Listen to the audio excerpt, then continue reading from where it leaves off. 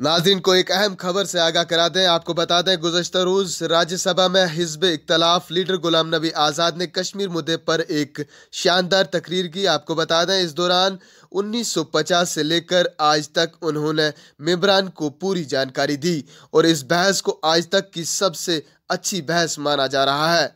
जबकि उन्होंने ये भी बताया कि सबसे ज्यादा आम शहरी बीजेपी के राज के दौरान कश्मीर में मारे गए और ये भी बताया कि बीजेपी के राज में रियासत जम्मू व कश्मीर की अनदेखी की गई और लोगों को माली मुश्किलात का सामना करना पड़ा।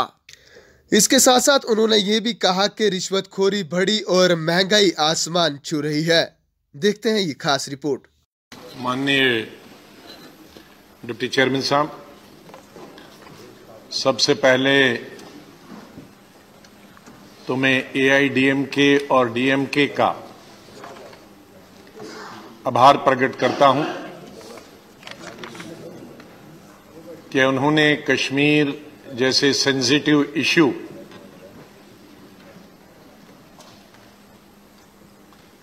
और बॉर्डर स्टेट के लोगों को दिमाग में रखते हुए जब तक कश्मीर पर यहां बहस होगी सदन में, तब तक वो वेल में नहीं आएंगे। मैं उनका धन्यवाद करता हूं।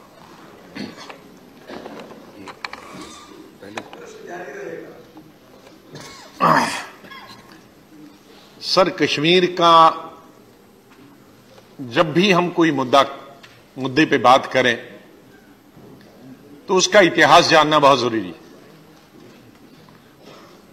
और जब तक इतिहास नहीं जानेंगे तो वो सरकारें हमेशा गलती करेंगे जो इतिहास से जुड़ी नहीं।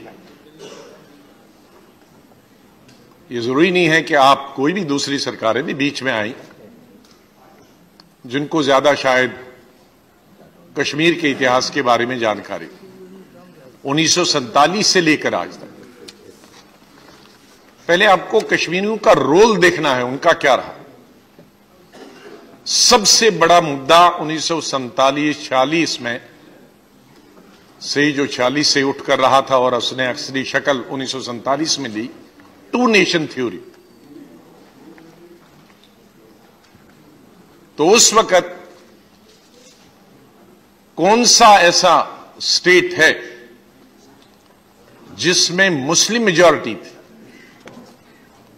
आज 70% है, उस वक्त तो 90% थी, क्योंकि पीओ की भी उस वक्त जम्मू कश्मीर का हिस्सा था।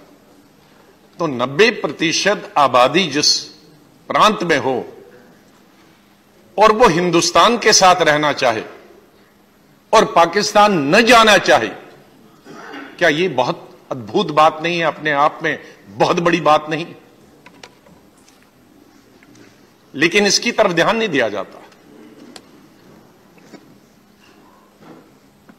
जब महाराजा और गवर्नमेंट ऑफ इंडिया के बीच ये तय हुआ, एक्सेशन हुआ, इंस्ट्रूमेंट ऑफ एक्सेशन, तो कितनी फौज, एक थोड़ी सी टुकड़ी यहां जा पाई। जहाज ही कितना था, छोटा जहाज 50 सीटर वाला जा सकता था, उसमें कितनी फौज जा सकती थी, और उस फौज के पास क्या उतने बड़े हथियार होते थे। कश्मीर एयरपोर्ट जहां है वहां तक पाकिस्तान की फौज सिविल ड्रेस में पहुंच गई थी। ये पीओ का वाला हिस्सा तो ले ही लिया था, लेकिन बारामूला और कुपवारा का और श्रीनगर तक, बडगाम डिस्ट्रिक्ट में जहां एयरपोर्ट है, जो वहां तक पहुंच गए थे। लेकिन उन फौजियों के साथ मिलकर किसने उन पाकिस्तानी फौज और रजाकार कहिए, जो भी कहें, वॉलंटियर्स कहिए, उनको किसने खिदेड़ा? कश्मीर की जनता ने। किसी के पास हाथ हथियार था, किसी के पास तलवार थी, किसी के पास डंडा था, क्योंकि उस तरफ भी ज्यादा हथियार नहीं थे, और कई गुना आर्मी से कई गुना ज्यादा कश्मीरी लोग मिलकर उनको खिदेड़ दिए, वैली से खिदेड़ दिए। वैली के बाहर उनको, जो पीओ के वहां नहीं जा पाए कि उनके टेरेन बहुत डिफिकल्ट। तो जो स्टेट मुस्लिम मेजॉरिटी पॉपुलेशन, जब उसको पूरा अधिकार है, लोगों ने दिया है कि कहीं भी जा सकते हो, वो हिंदुस्तान के साथ रहे। और अगर वहां के लोग आज हमसे नाराज, तो कहीं न कहीं सब हम की, जो हम सब हिंदुस्तानी हैं, मैं पार्टी की बात नहीं करूंगा, बीजेपी और कांग्रेस की बात नहीं करूंगा, जो हम 130 करोड़ आबादी है, कहीं न कहीं हमसे गलतियां हुई हैं, कमियां हुई हैं, कमजोरियां हुई। तो क्या हम उनको ठीक नहीं करेंगे? उसके लिए प्रयास करना जरूरी है। और सबसे ज्यादा प्रयास यह हो सकता है, वही प्रयास करेगा जिसके अंदर दिल हो, वो धड़कना चाहिए। वो अगर एक धर्म के लिए धड़केगा तो आप इंसाफ नहीं दे पाएंगे, वो खाली अपनी पार्टी के लिए दिल धड़केगा तो आप इंसाफ नहीं दे पाएंगे, अपने एक रीजन के लिए आप धड़केगा तो आप इंसाफ नहीं दे पाएंगे। वो दिल धड़कना चाहिए हर देशवासी के लिए, उसकी तकलीफ को अपनी तकलीफ समझना चाहिए, उसके दुख को, उसकी पीड़ा को अपनी पीड़ा और अपना दुख समझना चाहिए। मुझे खुशी है कि हमारी पार्टी इस पीड़ा और इस दुख को समझती थी। नेहरू जी के जमाने से भी, इंदिरा गांधी के जमाने से हम दुख और पीड़ा को समझते थे, जिसको आप अपीजमेंट कहते हैं। आपके शब्दों में वो अपीजमेंट है, हमारे शब्दों में है कि अपने देशवासियों की पीड़ा और दुख को समझना। अब समझ की बात, किसको उसे अपीजमेंट नजर आता है, किसको उसकी आंखों में आंसू नजर आते हैं, किसको उसके दुख और पीड़ा नजर आती है, यहां से मतभेद शुरू हो जाता है। क्योंकि कश्मीर के दूरी जाने के लिए आपकी पार्टी का दुष्प्रचार ने भी बहुत काम किया है, तेल का काम किया है आग पे डालने का, 70 साल से बराबर निरंतर, उसमें कोई कमी नहीं रही। बल्कि आपने जो एम्पायर देश की बनाई, ये कश्मीर को गालियां और कश्मीरियों को गालियां देकर आपकी एम्पायर अब ये नेशनल लेवल पे बनी। ये ऐसे कोई डेवलपमेंट या कोई किसी विकास के नाम पर बनी थी, नफरत के आधार पर बनी। लेकिन उसके बावजूद कश्मीर की जनता, कश्मीर के लोग हिंदुस्तान को अपना देश मानते थे, मानते हैं, अभी भी मेजॉरिटी मानती। हमने, हमारी गवर्नमेंट, सक्सेसिव गवर्नमेंट्स प्रयास किया। इंदिरा गांधी ने शेख अब्दुल्ला के साथ एकॉर्ड किया, 2/3 मेजॉरिटी थी कांग्रेस की, 3/4 मेजॉरिटी थी कांग्रेस 1975।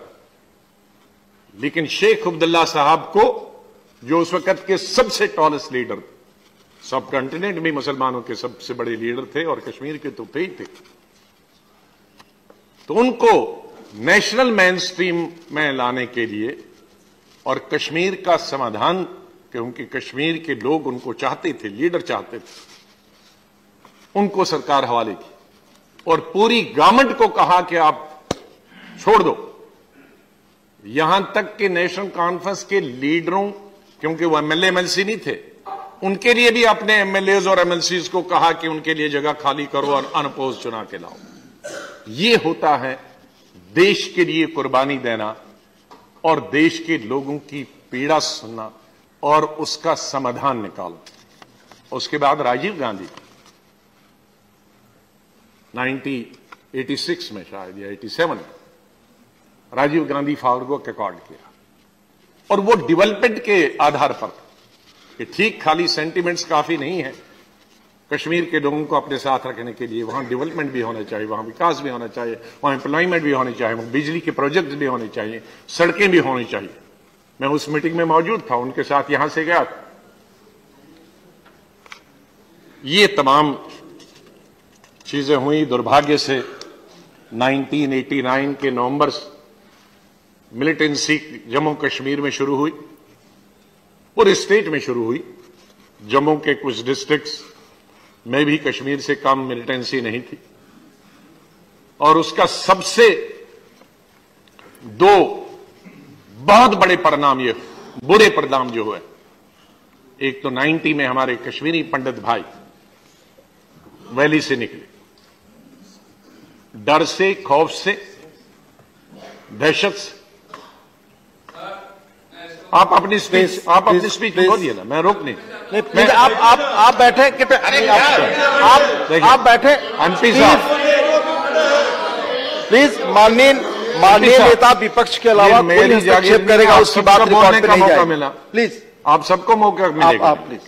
लेकिन मैं नहीं चाहूंगा कि आप बीच में, आपको जो कहना आप कहिए ना, आप फ्री हैं कहने के। तो ये सबसे बड़ी दुखद चीज ये हुई कि एक खून, कश्मीरी मुसलमान और कश्मीरी पंडित एक खून है, एक जबान है, एक भाषा है, एक खाना पीना। और जब मैं खून कहता हूं तो मैं जरा इसको हिस्ट्री में 600 साल पहले ले जाता है, क्योंकि कश्मीर में इस्लाम सिर्फ 600 साल पहले आया, तो उसका मतलब है हमारा एक खून। तो वो अलग हो गया, आप सियासत करें, लेकिन हम उसको अपना खून समझते हैं। वो हमसे अलग चला गया, वो दूसरी, उसमें मैं नहीं जाना चाहता, फिर बड़ी तलखी होगी किसने उनको एक्सप्लॉइट किया, मैं उसमें नहीं जाना चाहता। और हम उस दिन के लिए इंतजार कर रहे हैं। कश्मीरी पंडित्स के बगैर इनकंप्लीट, और कश्मीर की हिस्ट्री इनकंप्लीट, ये मैं बताना चाहता हूं, चाहे आप कुछ भी राजनीति करें। और ये भी सच है कि लाखों मुसलमान भी वैली को छोड़कर हिंदुस्तान के दूसरे हिस्सों में और गल्फ में भी चले गए, वो भी दहशतगर्दी की वजह से चले गए। लेकिन एक ये एन ब्लॉक बड़ी संख्या में चला गया, ये सबसे बड़ी दुखद। सरकार आई 91 में से लेकर और 96 तक हम सब लोग मंत्रिमंडल में थे और जूझ रहे थे। वो एक समय था कि कश्मीर में कोई जा नहीं, तकरीबन 90% पॉलिटिकल लीडर्स वहां से छोड़ के आ गए, जम्मू में आ गए थे, दिल्ली में आ गए थे। मैं एक दल नहीं, सभी दलों की बात करना चाहता हूं, सब भाग। इलेक्शन 6 साल नहीं हुए, 7 साल नहीं हुए, गवर्नर रूल हुआ, पार्लियामेंट के इलेक्शन नहीं हुए, विधानसभा के इलेक्शन नहीं, क्योंकि वो ऐसा समय था एक तरीके से जिसको हम कहेंगे आर पार की लड़ाई के, इसको पकड़ के रखना। क्योंकि मिलिटेंसी, पाकिस्तान अपनी पूरी ताकत, शक्ति, जितनी भी उसके पैसे की शक्ति थी, फौज की शक्ति थी, उसकी सिविलियंस की शक्ति थी, उसकी रजाकार की शक्ति थी, उसके दूसरे इन्फ्लिट्रेटर्स की शक्ति थी, उसका पूरा उसने इस्तेमाल किया। लेकिन हमारी ही गवर्नमेंट ने 96 में वो पूरे प्रयास के बाद इलेक्शन की तैयारी की, और इलेक्शन, चाहे वो उस वक्त इलेक्शन चाहे 4 महीने बाद हुए देवेगौड़ा जी की सरकार में, but it was a Congress government में, लेकिन प्लेटफॉर्म हम सब लोगों ने तैयार रखा। तो फिर हमको जीरो से शुरू करना पड़ा रिकंस्ट्रक्शन एंड डेवलपमेंट 96। उसके बाद अटल बिहारी वाजपेयी जी आए। अटल जी ने कुछ प्रयास किया, हम उसका स्वागत करते हैं। हम गलत नहीं बात बताते हैं कि वो अटल जी बीजेपी के थे तो उन्होंने कोई नहीं, उन्होंने प्रयास किया और कश्मीर के लोगों ने उन पर यकीन करना शुरू किया। पाकिस्तान तक वो चले गए बस में, उस गवर्नमेंट ने भी उन पर यकीन शुरू कर दिया। लेकिन आपकी इंटरनल कंट्राडिक्शन है। अटल जी ऊपर जाना चाहते थे, आप नीचे खींचते थे, क्योंकि वो जो मैंने बताया कि दुख समझना, वो दुख समझते थे कश्मीरियों का, लेकिन उनके साथी दुर्भाग्य से नहीं समझते थे। वरना शायद अटल जी को अगर अपनी पार्टी का समर्थन पूरा मिला होता तो शायद अटल बिहारी वाजपेयी कश्मीर का समाधान निकालता, लेकिन नहीं निकल पाए, क्योंकि आपस की खींचातानी की वजह से नहीं हो पाया। यूपीए गवर्नमेंट आ गई डॉक्टर मनमोहन सिंह जी के नेतृत्व में, शुरू हुआ प्रयास, डेवलपमेंट का हुआ सबसे ज्यादा, क्योंकि बिखरा हुआ था कुछ। एक ये ऐसा एरा था जिसको मैं गोल्डन पीरियड कहता हूं जम्मू कश्मीर के लिए, देश के लिए तो कहता ही हूं। ठीक है, हम पब्लिसिटी नहीं दे पाए, वो हमारी कमजोरी है। हमें आर्म ट्विस्टिंग आती नहीं है, वो हमारी कमजोरी है। जिनको आर्म ट्विस्टिंग आती है वो बगैर किए भी प्रचार करते हैं, लेकिन हम इतना करके भी फेल हो गए नेशनल लेवल पे भी और स्टेट लेवल पे क्योंकि हमें प्रचार नहीं आया। ट्रेन पहली दफा वैली में हुई, 2 दफा मनमोहन सिंह जी और सोनिया गांधी जी वहां आए, 2 फेज पूरी वैली में आज ट्रेन जाती है। ये एक हिस्टोरिकल इवेंट था कश्मीर के लोगों में ट्रेन में चढ़ना, आज भी चल रही है। खैर वो दूसरी बात है, उसमें दूसरा डब्बा आप 4 साल में नहीं लगा पाए, 5 साल में। सड़कें सिर्फ एक महाराजा के जमाने में बनी थी कश्मीर तक, लेकिन अंदरूनी सड़कें नहीं थी। पीएमजीएसवाई कितनी सड़कें बनी, देश को तो लाभ हुआ ही, लेकिन जम्मू कश्मीर में 90% टेरिन एरिया, पहाड़ी एरिया, जम्मू भी और कश्मीर, उस पहाड़ी एरिया में सड़कें नहीं थी। मैं धन्यवाद करता हूं डॉक्टर मनमोहन सिंह जी का कि पीएमजीएसवाई में जब मैं चीफ मिनिस्टर था और उसके बाद भी, क्योंकि पीएमजीएसवाई में स्टेट गवर्नमेंट ने जमीन देनी होती थी सड़कों के लिए, लेकिन जम्मू कश्मीर के पास कोई पैसा नहीं है जिससे आप जमीन लें और सड़कें बनाएं। दोनों दफा कैबिनेट मीटिंग हुई दिल्ली में, और दोनों दफा, एक वक्त तो मुफ्ती साहब चीफ मिनिस्टर और दूसरी दफा मैं चीफ मिनिस्टर था, या उमर साहब थे चीफ मिनिस्टर, दोनों दफा जमीन के लिए पैसे दिए खरीदने के लिए ताकि हम इंटरनल रोड्स बनाएं। लेकिन आज उन रोड्स का क्या हुआ? रोड्स तो 3 फेज में बनती, पहला अर्थवर्क होता, उसके बाद कंसोलिडेशन होती, उसके ब्लैक टॉप होता।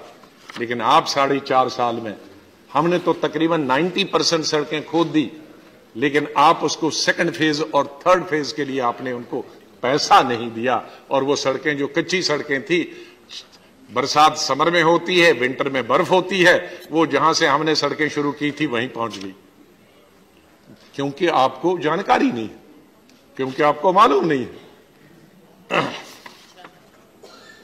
रोड का हिस्सा, हॉस्पिटल्स, उनके district hospital, tehsil hospitals, power generation, power projects बने, कितने आपने उद्घाटन किए और कितने माननीय प्रधानमंत्री जी ने, प्रेजेंट प्रधानमंत्री जी ने 3 प्रोजेक्ट्स का उद्घाटन किया जो कि 3 साल उनकी गवर्नमेंट में आने से पहले बन चुके थे, लेकिन चूंकि वो चल रहे थे तो इसलिए हमने उनका उद्घाटन नहीं किया। एक दफा चलता है प्रोजेक्ट तो उसका उद्घाटन अच्छा नहीं लगता।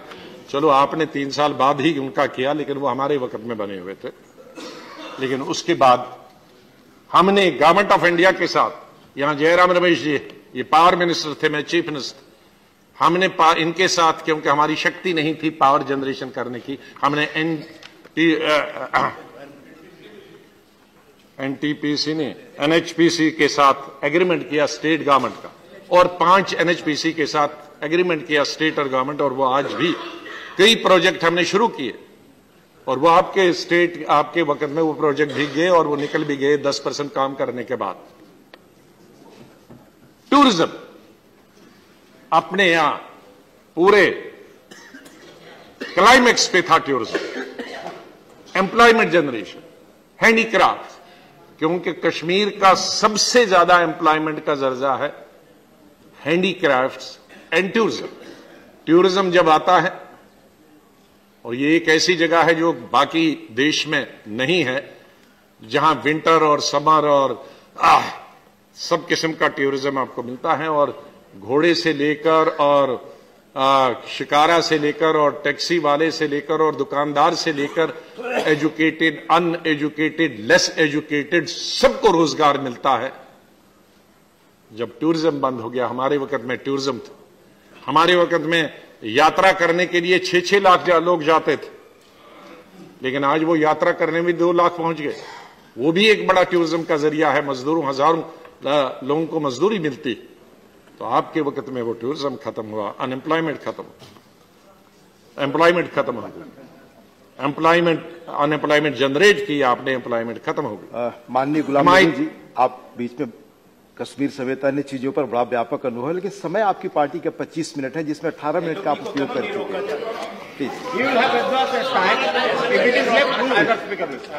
प्लीज आप बोलने दें। यस आप बैठे प्लीज। सर, हम लोग समय की व्यवस्था कहना मेरा फर्ज है यहाँ, और मैं निवेदन। सर, सबसे पहले तो हम टाइम निर्धारित करते हैं बिजनेस एडवाइजरी कमेटी में, और बिजनेस एडवाइजरी कमेटी में मिली नहीं और हमने टाइम निर्धारित नहीं किया। एलओपी के लिए नहीं होती। No, not only that, business advisory committee decides the timing. तय किया था इसके। ना, हमने नहीं किया, 2 घंटे आपने खुद किया। पार्लियामेंट्री अफेयर्स मिनिस्टर ने किया है, not business advisory committee. Business advisory committee has not met and not decided the time, so government can not decide the time. Himayat एक स्कीम थी स्किल डेवलपमेंट की, उम्मीद थी फॉर सेल्फ ग्रुप्स की, उड़ान थी एजुकेशन यूथ की। 20,000 लोगों को हमने different parts of the country, हमारे जयराम रमेश जी इनके इंचार्ज थे, हिमायत के भी, उम्मीद के भी, उड़ान के भी, प्लेसमेंट की। इंटरनेशनल डेवलपमेंट इंस्टीट्यूट बनाया हम लोगों ने गवर्नमेंट ऑफ इंडिया की वजह से। हमने क्या वो मिलिटेंसी में उड़ा दिया, मिलिटेंट उसमें गया, बाद में उड़ा दिया, किसी ने दूसरे ने बनाया नहीं। ये तमाम चीजें हुई। उसके बाद मैं 25 फरवरी 1915 को याद करता हूं, यहां से बोल रहा था और मैं माननीय लीडर ऑफ हाउस के साथ माननीय प्रधानमंत्री जी बैठे थे और उस जो मैंने सवाल उठाया था उसका जवाब प्रधानमंत्री जी ने नहीं दिया था, माननीय वित्त मंत्री लीडर ऑफ द हाउस ने कहा था। ये उन दिनों पार्लेज चल रहे थे पीडीपी के बीच में और गवर्नमेंट ऑफ इंडिया के बीच में। मैंने 25 उस दिन बता दिया था यहीं कि आप सरकार मत बनाओ, Bharatiya Janata party is red rag for Kashmir and Kashmiris. ये वर्ड मैंने किया था, मैंने दोबारा कल अपनी स्पीच से निकाला वर्ड रेड रैग, और आपने स्पीच में भी उल्लेख किया कि आपने रेड रैग, आपने और भी हमको 2-3 चीजें बताई, मैं उनका उल्लेख नहीं करता हूं। वो रेड रैग प्रूव हो गया कि वो रेड रैग था। So I was not wrong, honourable leader of the house, I was correct, it was a red rag. क्योंकि 70 साल आप उनको गालियां देते थे और बाद में कहते अब हम तुम पर हुकूमत करेंगे। तो हुआ क्या उसका परिणाम क्या हुआ? उसका ये परिणाम हुआ कि मिलिटेंसी बढ़ गई, हमने बिल्कुल 0 पॉइंट पे पहुंचाई, आपने फिर शुरू की। इन्फिल्ट्रेशन बढ़ गई, सिक्योरिटी फोर्सेस किलिंग बढ़ गई। मेरे पास आंकड़े हैं, क्योंकि आपने समय नहीं दिया, क्योंकि माननीय गृह मंत्री जी आंकड़े पढ़ेंगे, मैंने खुद आंकड़े लाए। मुझे मालूम है सरकार कहेगी कि 237 आदमी हमारे वक्त में मारे गए, लेकिन मेरे पास आंकड़े हमारे वक्त में 1750 आदमी भी एक साल में मारे गए, 1312 भी आदमी भी मारे गए, 1100 आदमी भी एक साल में मारे गए। आप तो 250 गिनते हो, मेरे पास वो आंकड़े हैं, मैं दूंगा। हमारे वक्त में जब हम सरकार में थे तो हम 1700 तक पर ईयर मिलिटेंट्स को मारते थे। लेकिन सवाल है कि हमने 2014 में कहां छोड़ा, वो कट ऑफ डेट होगी कि 2014 में कहां मिलिटेंसी। 2000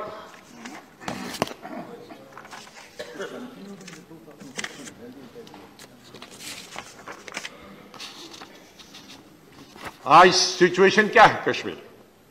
पुलिसमैन, सिक्योरिटी फोर्सेस को यह हिदायत है कि अगर वो लीव पे जाएं तो घर न रहे। क्या ये 30 साल कोई एडवाइजरी थी government of India Manmohan Singh ji के वक्त में या नरसिम्हा राव के वक्त में भी हम गवर्नमेंट में थे कि घर पुलिस वाला नहीं जाएगा, उसको मारे हमारे? पुलिस ने एडवाइजरी की है कि वो अपने घर मत जाए, अपने घर नहीं जाए तो किसके घर जाए? वेयर विल दे गो? ये सिचुएशन आपकी गवर्नमेंट ने लाई वहां कि पुलिस वाला भी नहीं जा सकता, लीडर भी नहीं जा सकता, हिट लिस्ट वाला भी नहीं जा सकता। अब तो ये और नई जगह बनानी पड़ेगी भाई हमको पुलिस के लिए भी। पुलिस अभी तो लीडर्स के लिए प्रोटेक्शन थी, अभी पुलिस के लिए प्रोटेक्शन कैंप बनानी पड़ेगी। ये स्थिति आपने हमको दिया, ये कश्मीर आपने हमारे हवाले किया। सिक्योरिटी सिचुएशन आज वर्स्ट है जैसे 90s में सिक्योरिटी सिचुएशन थी, जैसे 90s में आतंकवाद था, आज उसी तरीके का आतंकवाद। Tourism is at its lowest, कोई टूरिज्म नहीं। कुछ तो मिलिटेंटों की वजह से और कुछ हमारे 2-3 चैनल हैं उनकी मेहरबानी से, जो सुबह से शुरू कर देते हैं एंटी कश्मीर प्रोपेगेंडा। जिसको जाना भी होगा कश्मीरी वो भी भाग जाता है, बाहर वाला तो जाएगा नहीं। अब मुझे नहीं मालूम किसका एजेंडा वो चलाते हैं, लेकिन चलाते हैं और सरकार उनको नहीं कहती है।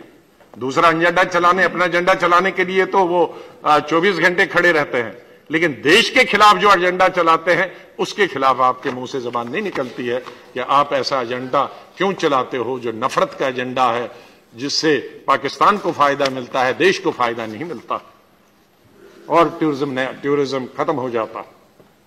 इकोनॉमिक एक्टिविटी जीरो है, नील। हैंडीक्राफ्ट इंडस्ट्री नील। बाहर हमारे वक्त में मेले लगते थे विदेश में, वो आपने बंद किए, देश में भी नहीं मेले होता। Employment zero. पॉलिटिकल सिचुएशन ऐसी है कि एलिनेशन टोटल, कभी एलिनेशन नहीं हुआ था। एक रोशनी की किरण कश्मीर के लोगों को, कश्मीर के नौजवानों को नजर आती थी कि आज नहीं होगा कल। अब कश्मीर के नौजवान जो है पढ़े लिखे, डिग्रियां हासिल करते, उनको अंधेरा नजर आता। और यहां भी जब बड़ी यूनिवर्सिटी में जाते हैं तो वहां उनके साथ क्या सलूक किया जाता है, क्या खाते हो, क्या पीते हो, कहां जाते हो, कहां आते हो, उन स्टूडेंट्स को भी तंग किया जाता है। रिक्रूटमेंट तकरीबन खत्म हो गई। ये रिक्रूटमेंट, जो नए लोगों का रिक्रूटमेंट मिलिटेंसी में, ये this was the thing of the past. अब 10-20 कहीं गलती से भूले भटके पैसे देकर जाते थे, लेकिन अब ये सैकड़ों में पहुंच गई। इस साल 18 में वो 100 से ऊपर 125 तक क्रॉस कर गई। और तब की रिक्रूटमेंट में और आज की रिक्रूटमेंट फर्क। कौन होता था? बड़े बड़े लीडर। एक था जावेद नलका, बहुत बड़ा लीडर माना जाता था। व्हाट वाज नलका? वो नलका ठीक करने वाला था, इस झाड़ू मारने वाला लीडर बन जाता था। माननीय गृह मंत्री जी, आपको भी मालूम है आज पीएचडी वाले जा रहे हैं। आपको एक डॉक्टर नौकरी छोड़ कर चला गया। आज डॉक्टरी के लिए कितने पैसे देने पड़ते हैं? 50 लाख, 1 करोड़। और उसके बाद नौकरी छोड़ के वो मिलिटेंट बन जाए, इंजीनियरिंग छोड़ के मिलिटेंट जाए, law graduate, post graduate, PhD candidate militancy में जाए। तो this something wrong with the government of India, with the functioning of the government of India, with the working of the government of India, and with the thinking of the government of India. Let me clearly tell you, who is responsible for this alienation? Alienation of educated people. Not only educated, the employed people. Infiltration. इन 4 सालों में सबसे ज्यादा infiltration हुई। इन 4 सालों में सबसे ज्यादा cease fire violation हुए। और सीज फायर वायलेशन में हर सीज फायर वायलेशन के बाद जम्मू, कठुआ और सांबा गया। सीज फायर वायलेशन जब होता है, मिलिटेंसी से ठीक है कश्मीर में ज्यादा नुकसान होता, लेकिन सीज फायर वायलेशन से जम्मू में, आपकी इत्तला के लिए बताना चाहता हूं, क्योंकि इंटरनेशनल बॉर्डर जम्मू में है। जम्मू ऑलमोस्ट, सियालकोट और जम्मू शहर ट्विन सिटीज हैं। ये दीवार इधर है और उसके पास। तो जब गोली आती है कठुआ में, सांबा में और जम्मू में, तो वहां के शहरी मर जाते हैं।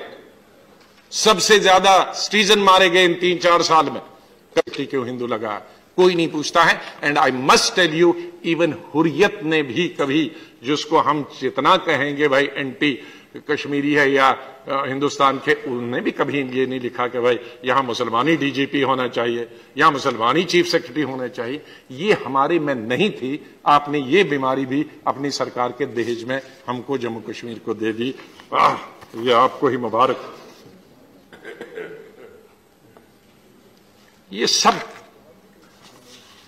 जब आप फेल हो गए, आप हर फ्रंट बड़े फैनफेयर के साथ आपने गवर्नमेंट बनाई, बहुत फैनफेयर के साथ, जब हर फ्रंट पे फेल हो गए, economic front, political front, tourism front, सब एलिनेशन कंप्लीट हो गया, तो उसके बाद चले हम तो चले जी अब अपना कटोरा लेकर, हाँ अब तुम जानो, हम सरकार नहीं चलाए। मैंने कभी नहीं देखा है कि गवर्नमेंट ऑफ इंडिया खुद विड्रॉ करे।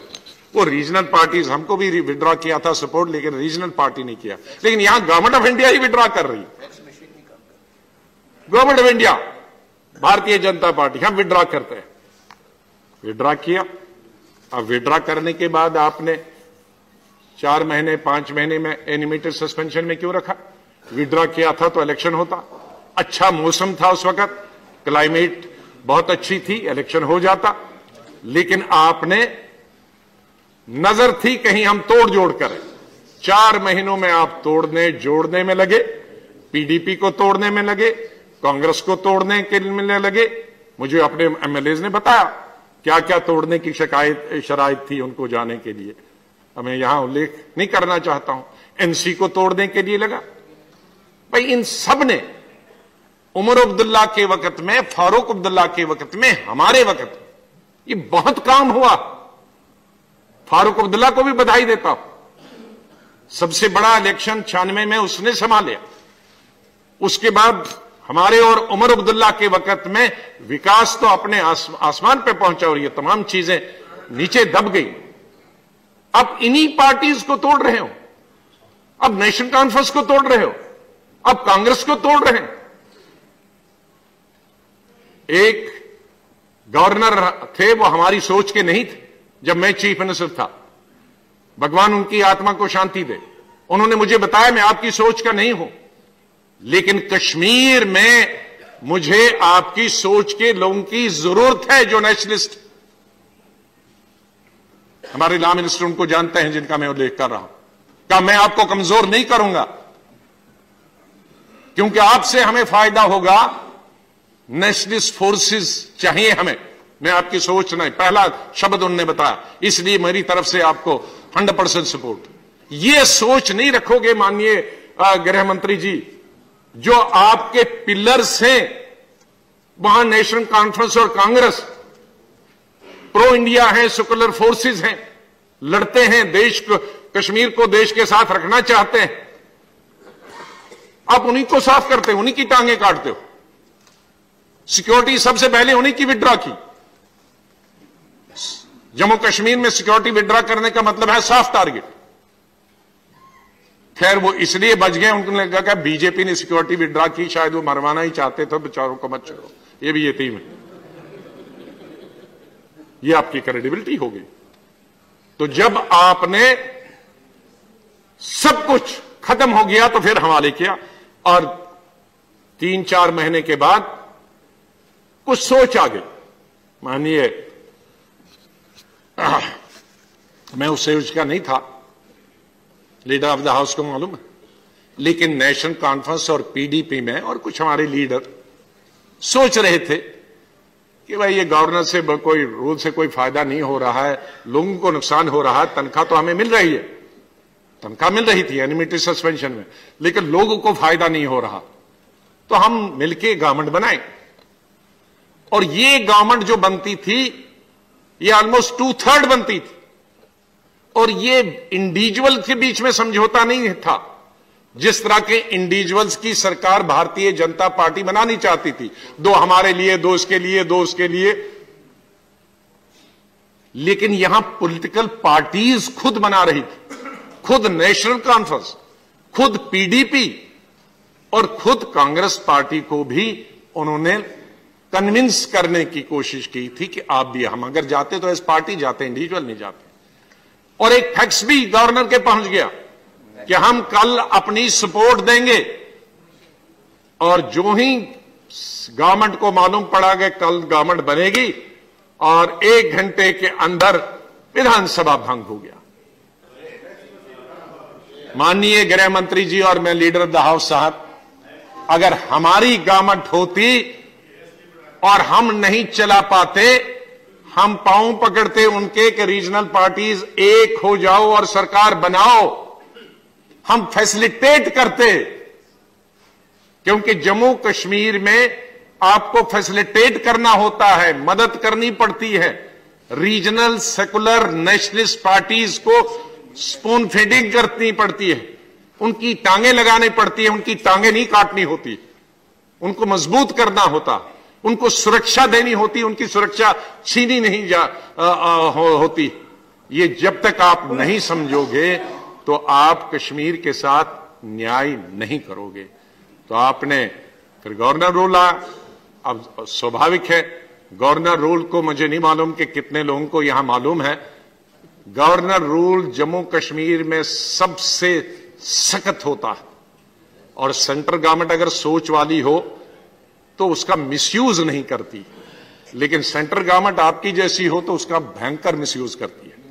क्योंकि जम्मू कश्मीर एक ही स्टेट है जहां गवर्नर को under the J&K constitution power है, both executive and legislative, both legislative powers.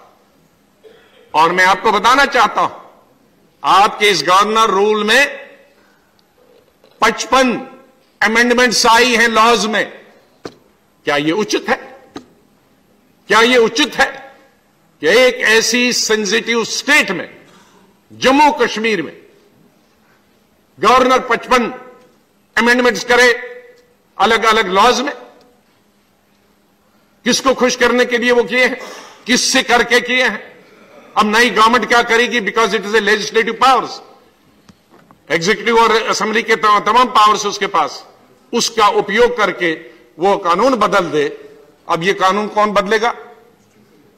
इसलिए मैं समझता हूं कि आपके पास वो मालूम नहीं है, जानकारी नहीं है, सेंसिटिविटी का मालूम नहीं है, दिल नहीं है, वरना आप एक अमेंडमेंट नहीं करने देते। आप कहते हैं कि इलेक्शन हो जाएंगे,